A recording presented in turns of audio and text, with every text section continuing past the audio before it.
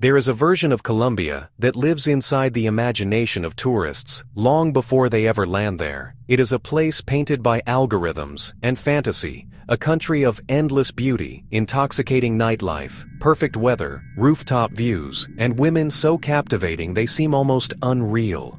Men arrive carrying these images in their minds like passports stamped by the internet itself.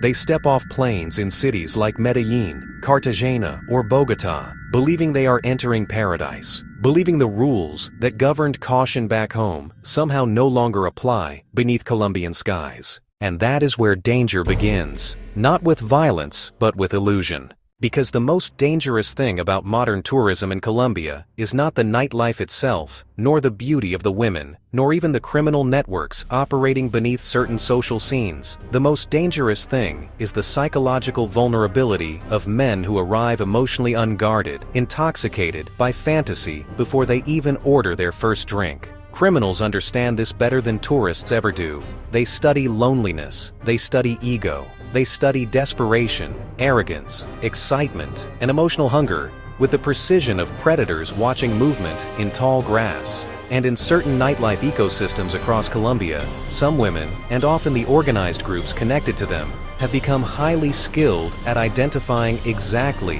which tourists are easiest to manipulate, rob, drug, extort, or worse. The tourists call it being scoped. Locals know it differently. Because this is not random crime, it is targeted selection. A man walks into a bar radiating vulnerability without realizing it. Maybe he is overly flashy. Maybe he is visibly intoxicated. Maybe he talks too loudly about money, watches, crypto, business success, or the ease of finding women in Colombia. Maybe he moves through the city with the confidence of someone who believes attention automatically equals attraction. Maybe he posts his location online in real time. Maybe he travels alone, but behaves like someone desperate not to be alone for the night. Predators notice all of it. The modern criminal ecosystem in parts of Colombia's nightlife scene often operates through patience, psychology, and performance rather than brute force. A beautiful woman approaches effortlessly. Or perhaps she does not approach at all. Perhaps she simply notices him first, studies him quietly, waits for the moment when his own ego leads him toward her. That is often how the trap begins. Not through force, through validation. And validation is powerful currency in a foreign country, especially for men arriving from places where they felt invisible. The woman smiles too easily. The conversation escalates too quickly. She seems unusually interested, unusually available, unusually comfortable with intimacy after minimal interaction. To the emotionally intoxicated tourist, it feels flattering, exciting, confirming. But experienced locals immediately recognize what inexperienced tourists often miss. Genuine chemistry moves differently than professional manipulation. The danger is not merely that a woman may rob someone alone. Often there are networks behind the interaction. Drivers, lookouts, handlers, apartment accomplices, corrupt contacts, or organized groups operating in coordination. In some cases, tourists are lured into private apartments, short-term rentals, or hotels where drugging occurs. Scopolamine, known infamously in Colombia as devil's breath, became internationally associated with certain robbery cases because victims reported losing memory, awareness, and control before being emptied of cash, phones, bank accounts, jewelry, and belongings. Authorities and international media have repeatedly warned travelers about drugging-related thefts targeting foreigners in nightlife settings.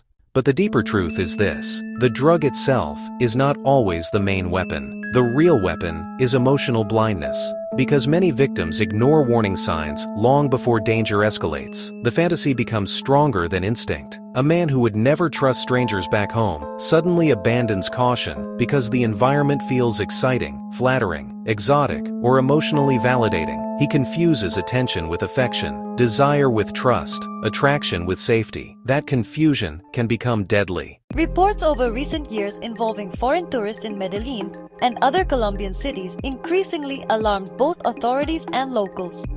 Cases involving robbery, overdose, suspicious deaths, extortion, and violent encounters linked to dating apps and nightlife interactions rose enough to trigger international concern.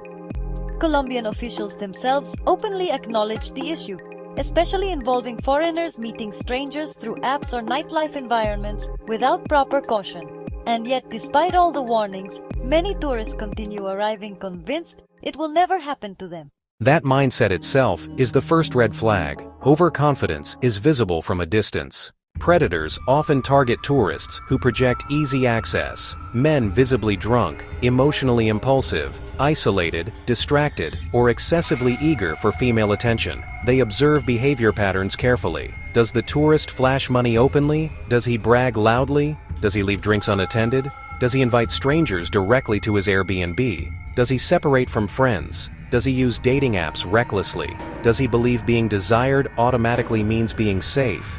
These questions matter because criminals are not merely looking for opportunity, they are looking for predictability, and predictable men are easier to manipulate. One major red flag is speed. In many robbery setups, intimacy escalates unnaturally fast. A woman who barely knows someone suddenly wants to leave immediately, isolate privately, or move locations rapidly. Genuine attraction can happen quickly, yes, but manipulation often feels accelerated in ways that bypass normal caution entirely. The tourist interprets this as excitement. The predator interprets it as efficiency.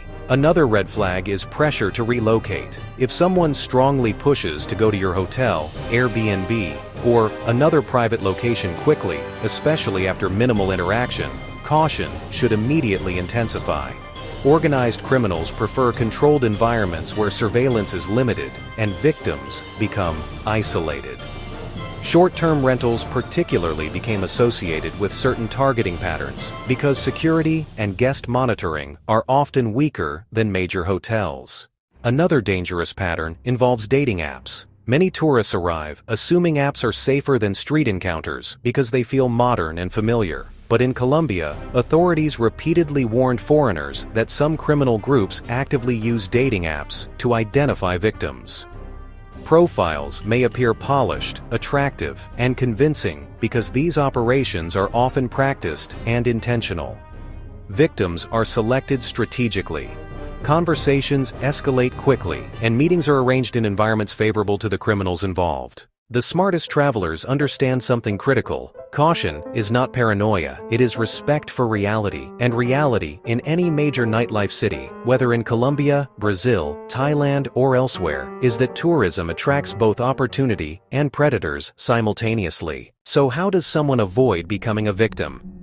First, protect your emotional state before protecting your wallet. Loneliness, ego, desperation, intoxication, and fantasy create vulnerability faster than money ever does. Men seeking validation often ignore instincts because they want the interaction to be real so badly that they override their own caution. The safest travelers remain emotionally disciplined. They do not assume attraction equals trust. They do not abandon judgment because a beautiful woman shows interest.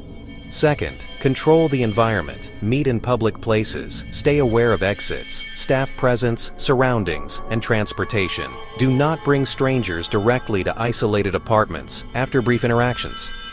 Major hotels with security and guest registration are significantly safer than anonymous rentals in many situations. Third, guard your drink obsessively. Never leave drinks unattended. Never accept drinks already opened or carried out of sight. If your judgment suddenly feels impaired beyond what you consumed, seek help immediately and alert trusted contacts. Fourth, stay connected. Isolation increases risk dramatically. Friends should know locations, plans, and changes in movement. Criminal setups often succeed because tourists disappear into private environments where nobody knows where they are. Fifth, pay attention to inconsistencies. Stories that shift. Eagerness that feels unnatural. Questions overly focused on money, accommodations, valuables, or schedules. Sudden urgency. Attempts to separate you from groups. Requests involving secluded locations. These are not random details. They are behavioral indicators. And perhaps most importantly, do not romanticize danger because it flatters your ego. Many victims later admit they ignored obvious warning signs because the situation felt exciting or validating. They wanted to believe the fantasy more than they wanted to acknowledge the risk. That psychological truth matters deeply, because Colombia itself is not the villain in these stories. The vast majority of Colombian women are not criminals. Most locals are hardworking, kind, resilient people, deeply frustrated that their country's beauty is overshadowed by exploitative tourism narratives and criminal incidents tied to nightlife culture. Colombia is breathtaking beyond imagination. Its mountains, music, culture, food, warmth, and humanity extend far deeper than the fantasies tourists project onto it. But every global tourism hotspot develops predators eventually, and predators thrive wherever fantasy clouds judgment. The tragedy is that many tourists arrive treating Colombia less like a real country and more like an emotional escape simulation. They believe geography changes consequences. They believe beauty suspends risk. They believe attention guarantees sincerity. Real life does not work that way, and Colombia teaches that lesson quickly to those unwilling to listen carefully. Still, there is another side to this conversation rarely discussed online. Many locals themselves are exhausted by the criminality surrounding parts of nightlife tourism. Honest Colombian women often feel stereotyped because of behaviors associated with small but highly visible groups operating within exploitative environments. Entire cities like Medellin struggle against international reputations shaped heavily by sensational stories, influencer culture, and tourism mythology. Meanwhile, ordinary Colombians simply try to live their lives. Families wake up for work, students go to school, entrepreneurs build businesses, couples fall genuinely in love, musicians play in cafes, artists paint murals across city walls. Colombia breathes with beauty and humanity beyond the dark headlines. But the shadows exist too, and wise travelers learn to hold both truths simultaneously. Admire the beauty without surrendering judgment. Enjoy the nightlife without abandoning awareness. Respect the people without objectifying them. And understand that the most dangerous thing a traveler can carry into Colombia is not cash, jewelry, or luxury watches. It is unchecked fantasy masquerading as confidence. If you enjoyed this video, please subscribe to Cloud Chaser 777 via YouTube.